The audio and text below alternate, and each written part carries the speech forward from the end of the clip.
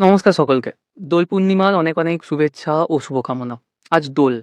দোল বলতে আমরা সাধারণত রং এবং আবিরের খেলাকেই বুঝি। আজ চারিদিকে শুধুমাত্র রঙের খেলা, আবিরের উদযাপন এবং হাসি-খুশির দিন।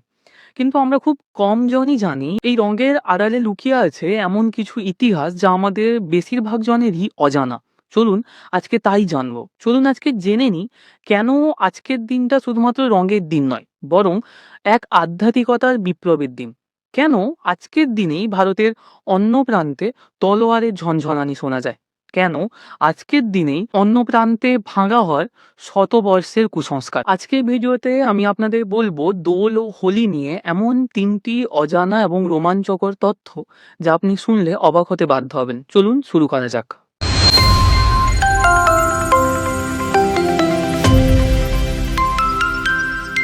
দোল পূর্ণিমা শুধুই রঙের উৎসব নয়, দোল পূর্ণিমা গৌর পূর্ণিমা নামেও পরিচিত। কেন?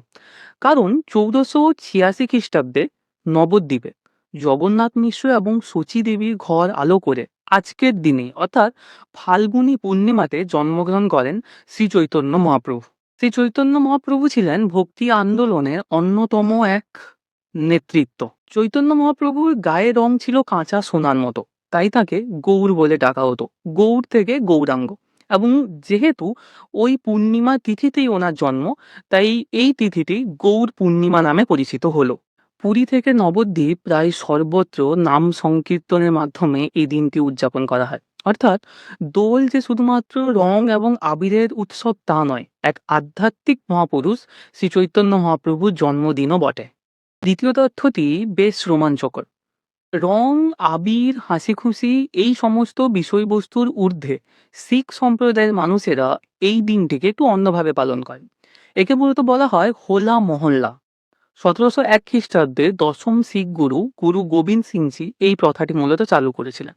তিনি চেয়েছিলেন যে আজকের দিনেও যখন সারা দেশ রঙের উৎসবে মেতে থাকে, তখন শিখ যোদ্ধারা বা বীরেরা তাদের শারীরিক সক্ষমতা, অস্ত্রচালনা, ঘুড়সওয়ারি ইত্যাদির মাধ্যমে এই দিনটিকে উদযাপন করেন। এখানে রঙের বদলে গুরুত্ব পায় তলোয়ার চালনা এবং অন্যান্য অনেক মার্শাল আর্টসগুলি। এটি মূলত হয় আনন্দপুর সাহিবে এবং সঠিকভাবে বলতে গেলে এটি দোলের দিন হয় না, বরং দোল বা হোলির পরের দিন থেকে শুরু হয় এটি এবং চলতে থাকে অনেক দিন পর্যন্ত।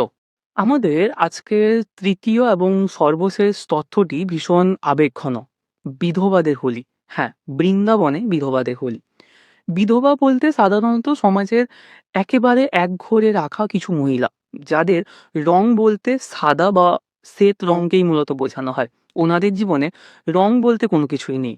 কিন্তু এই প্রথাটিকে ভেঙে ২০১৩ সালে সুপ্রিম কোর্টের হস্তক্ষেপে এবং সুলভ ইন্টারন্যাশনাল নামক একটি এনজিওর হস্তক্ষেপে প্রথমবার বৃন্দাবনের পাগলা বাবা আশ্রমে কয়েকশো বিধবা মা বোনেরা মিলে মূলত রঙের খেলায় মেতে ওঠেন। যারা বছরের পর বছর সমাজের মূল স্রোত থেকে দূরে ছিলেন, ওই দিন ওনাদের চোখের জল খুশির রঙে পরিণত হয়েছিল। এখন প্রতি বছর বৃন্দাবনের গোপীনাথজি মন্দিরে হাজার হাজার বিধবা মহিলারা, বিধবা মা বোনেরা হোলি এবং আবির দিয়ে এই রঙের দিনকে উদযাপন করেন। এটি মূলত সমাজকে এই বার্তাই দেয় যে ভক্তি এবং আনন্দ সমাজের কোনো নিয়মের বেড়াজালে আটকে থাকে না।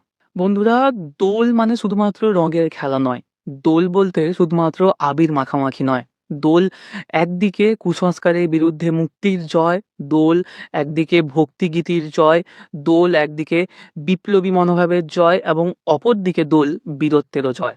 তাহলে দেখলেন তো আমাদের এই উৎসবের রঙে কত রকমের ইতিহাস এবং অজানা তথ্য লুকিয়ে আছে। এই ভিডিওটি যদি আপনাদের ভালো লাগে এবং নতুন কিছু তথ্য আপনারা এখান থেকে জানতে পারেন, তাহলে অবশ্যই ভিডিওটিকে লাইক করবেন এবং নিজের বন্ধুদের মধ্যে শেয়ার করতে ভুলবেন না। আপনারা আজকের দিনটি কেমন কাটাচ্ছেন কমেন্টে অবশ্যই জানাবেন। সবাই ভালো থাকুন, সুস্থ থাকুন, নিরাপদে রঙের খেলায় মেতে উঠুক আপনার প্রতিটি দিন। শুভ দোল পূর্ণিমা। ধন্যবাদ।